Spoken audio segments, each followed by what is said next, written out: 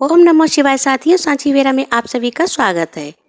पंडित प्रदीप मिश्रा जी गुरु जी के द्वारा सुनते हैं कुछ उपाय। ठीक है, बाबा फिर बुलाएगा, मेरी सीहोर की धरा फिर पुकारेगी आपको, फिर मैं आमंत्रित करूंगा। हर हर। उपाय नंबर 1, सपने में सांप दिखते हैं तो करें उपाय।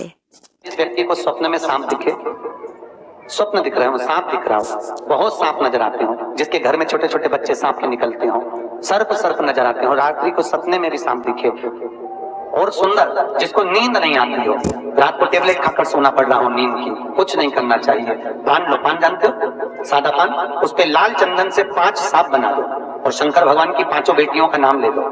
उस पान को घड़ी बनाकर शंकर जी के शिवलिंग का जहां से पानी गिरता है उस जलाधारी के नीचे रख दीजिए। जिंदगी में कभी सांप दिखना बंद हो जाएंगे और घरों में सांप निकलना बंद हो जाएंगे। उपाय नंबर 2, यदि आपकी नौकरी नहीं लग रही है तो करें ये उपाय। जिस बालक बालिका का जॉब नहीं लग रहा हो, सर्विस नहीं लग रही हो, तो महाराज काली तिल्ली को पीसकर जल के पात्र में डालकर अपने घर के मटका परिंडा पितरों का जो स्थान होता है, जलाशय होता है, उसके पास में एक पात्र में रख दीजिए।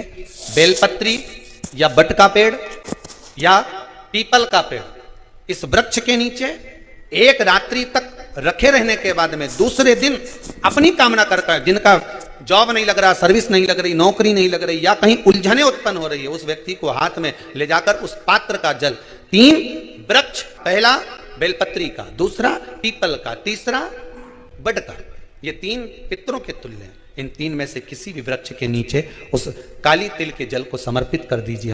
उपाय नंबर 3, स्त्रियों को रुद्राक्ष क्यों नहीं पहनना चाहिए, जाने। क्यों नहीं पहनेगी?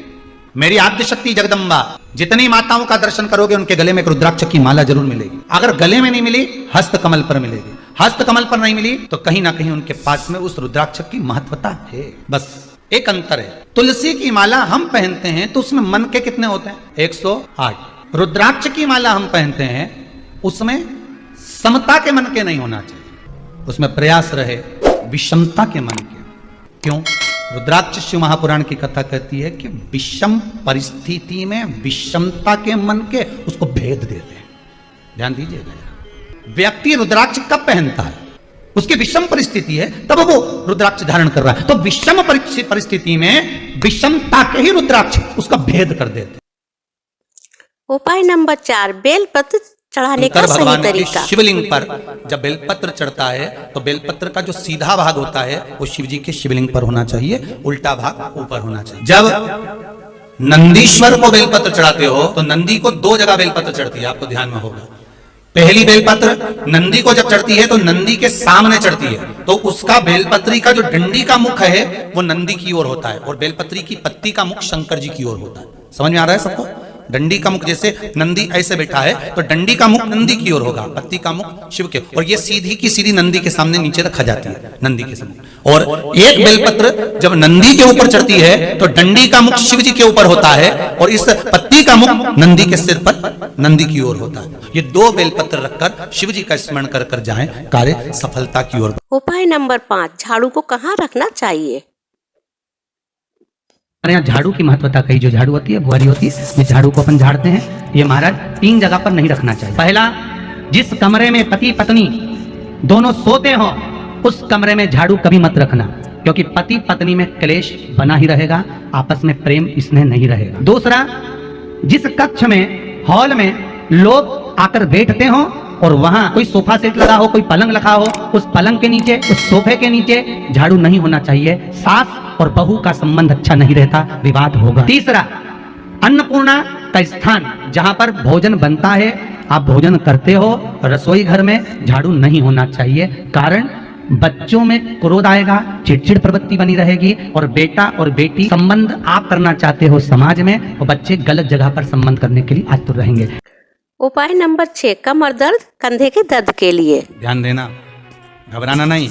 शिव महापुराण की कथा चल रही है, 7 दिन में से 6 दिन शिव महापुराण की कथा में जो ये बेलपत्री चढ़े, जिनके कमर में, घुटने में, पीठ में, सिर में, कंधे में कहीं पर भी तकलीफ हो, प्रतिदिन 6 दिन एक बेलपत्री चबा चबा कर रात होने से पहले खा लेना, दूसरे दिन लिख कर भेज देना कि शरीर ठीक हुआ कि नहीं हुआ।